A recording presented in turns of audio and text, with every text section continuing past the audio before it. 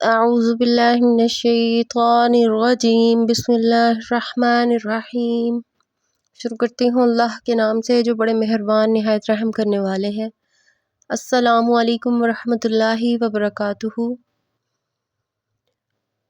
آج کی اس ویڈیو میں ہم سورۃ المائدہ کے رکوع نمبر 9 سے لے کر 11 تک کا اردو ترجمہ پڑھیں گے،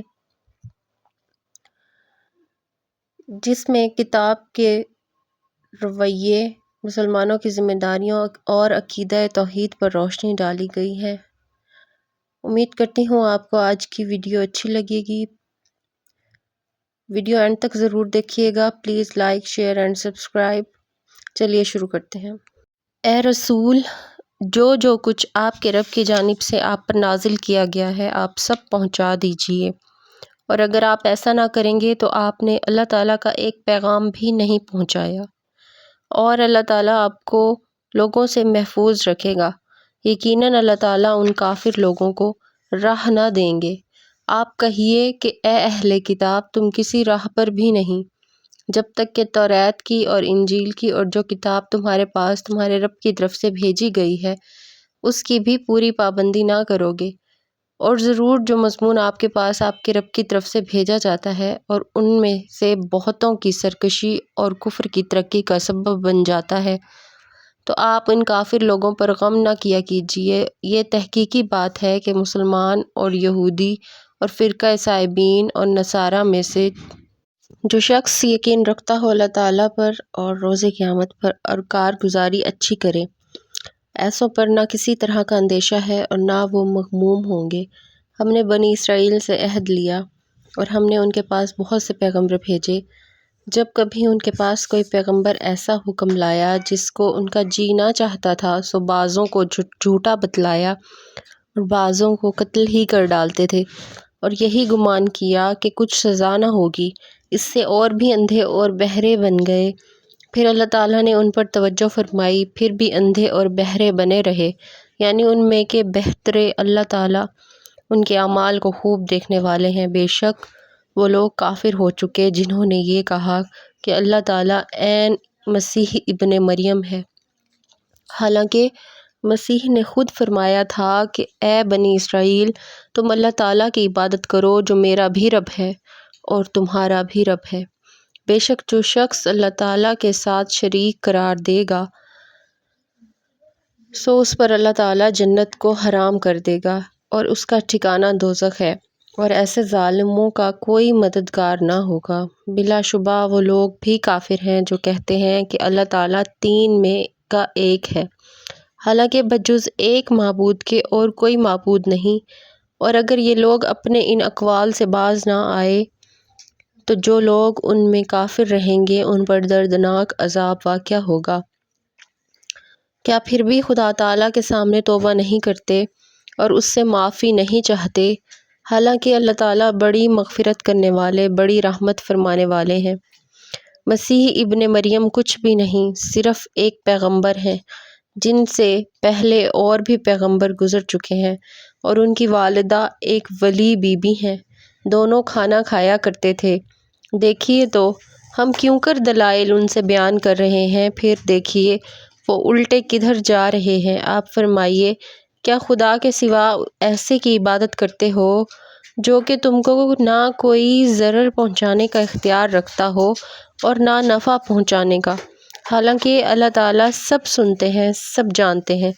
آپ فرمائیے کہ اے اہل کتاب، تم اپنے دین میں ناحق کا غلو مت کرو اور ان لوگوں کے خیالات پر مت چلو جو پہلے خود بھی غلطی میں پڑ چکے ہیں اور بہتوں کو غلطی میں ڈال چکے ہیں، اور وہ لوگ راہ راست سے دور ہو گئے تھے۔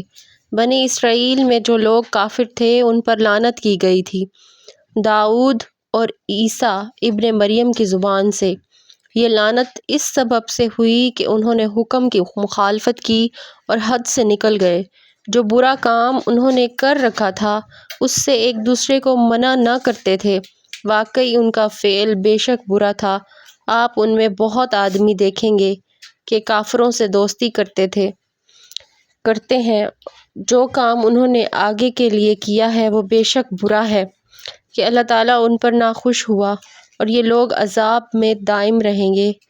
اور اگر یہ لوگ اللہ پر ایمان رکھتے اور پیغمبر پر اور اس کتاب پر جو ان کے پاس بھیجی گئی تھی تو ان کو کبھی دوست نہ بناتے، لیکن ان میں زیادہ لوگ ایمان سے خارج ہی ہیں۔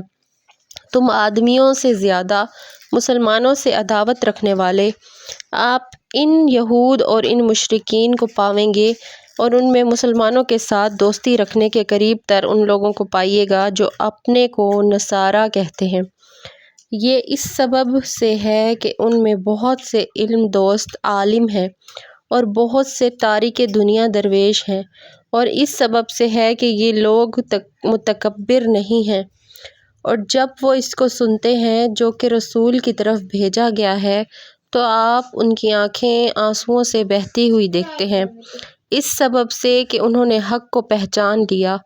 یوں کہتے ہیں کہ اے ہمارے رب، ہم مسلمان ہو گئے تو ہم کو بھی ان لوگوں کے ساتھ لکھ لیجئے جو تصدیق کرتے ہیں، اور ہمارے پاس کون سا عذر ہے کہ ہم اللہ تعالیٰ پر اور جو حق ہم کو پہنچا ہے اس پر ایمان نہ لاویں، اور اس بات کی امید رکھیں کہ ہمارا رب ہم کو نیک لوگوں کی معیت میں داخل کر دے گا۔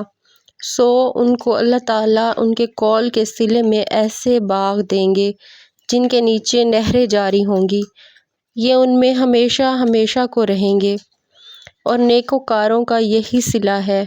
اور جو لوگ کافر رہے اور ہماری آیات کو جھوٹا کہتے رہے وہ لوگ دوزخ والے ہیں۔ صدق اللہ العظیم۔ جو آیات ہم نے آج پڑھی ہیں وہ سورۃ المائدہ کی رکوع نمبر 9 سے لے کے 11 تک کا ترجمہ تھا۔ ان آیات میں اللہ تعالیٰ نے ایمان اور نیک اعمال کرنے والوں کے لیے دو بڑی چیزوں کا وعدہ کیا ہے، یعنی مغفرت، گناہوں کی معافی، اجر عظیم، جنت اور بلند درجات۔